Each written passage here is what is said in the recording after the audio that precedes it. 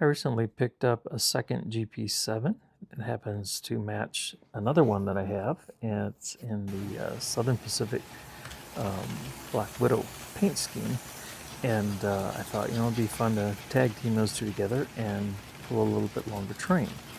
Um, if you've watched my channel for very long, you may have noticed that I tend to gravitate towards longer trains, enjoy watching and operating longer trains. And with American Flyer, once you get into the 20 plus range, sometimes you run into some issues with just the sheer weight and resistance to trains that are that long. So it can be challenging, but it's still a lot of fun. But I digress. So this video today is just something different that I thought might be interesting. Um, you'll see some trains being run, and you'll see and hear me talk a little bit about some of the preparations that I make when I am running a longer train. Hope you enjoy.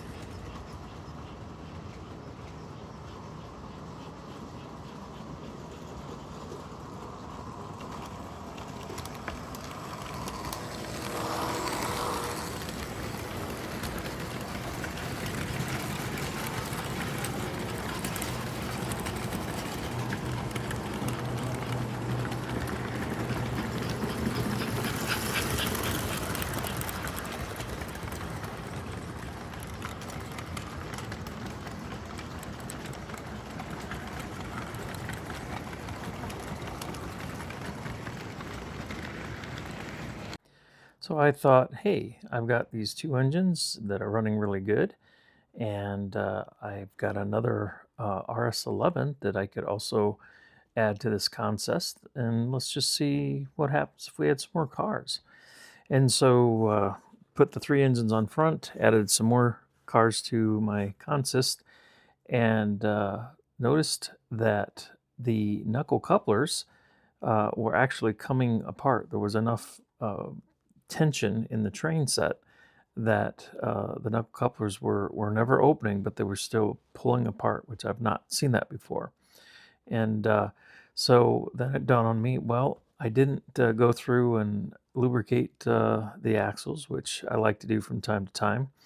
And when I do that, what I'm doing is I'm taking a lightweight lubricant with a small applicator, um, and I'm putting a small drop on the outside of the wheel between the outside of the wheel and the side of the axle, or side frame, I should say, and decreasing this just decreases the rolling resistance of the cars. And I've been really surprised at how nicely post-war American Flyer cars will roll if you just do this little thing to them. And so by doing that, I'm helping, get, once this consist is moving, there's going to be less continual resistance with the friction reduced on the axles.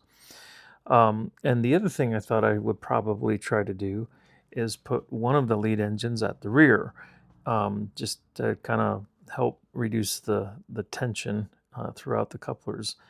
And so I'll have two engines up front and put one on the back end, and then just slowly move the train. And with the American models engines, they have CAN motors in them, and so you can run them at really slow speeds.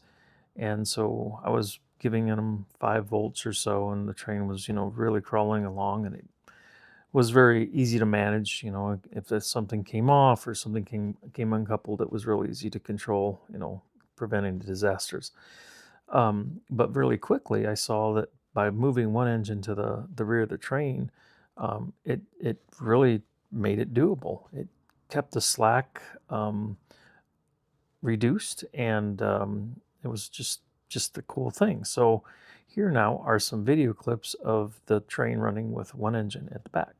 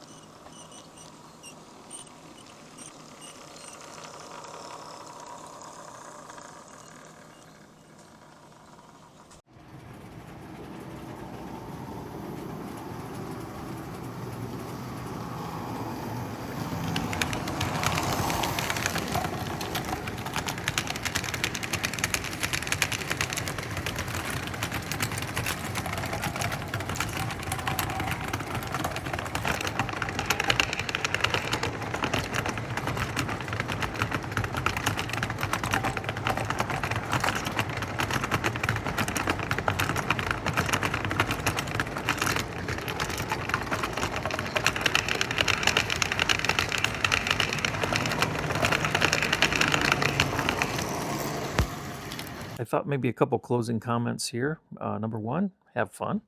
Number two, don't be too distracted by what others tell you you need to do or how you need to do it. They are your trains, and you can do with them as you choose. Number three, while I chose to use American Models engines in this case, you could substitute American Flyer post-war engines. Might need a couple more. It depends a little bit what engines you selected. But I have done train sets like this with two engines up front and a pusher on the back. I did a video of that at some point about 2 years ago. They were all steam engines, and I had an 080 switcher on the back pushing. So yeah, you can use whatever equipment you have, and just have fun with your stuff. I mean, that's that's what it's all about. So I hope you enjoyed today, and as always, take care, God bless, and enjoy those S scale trains.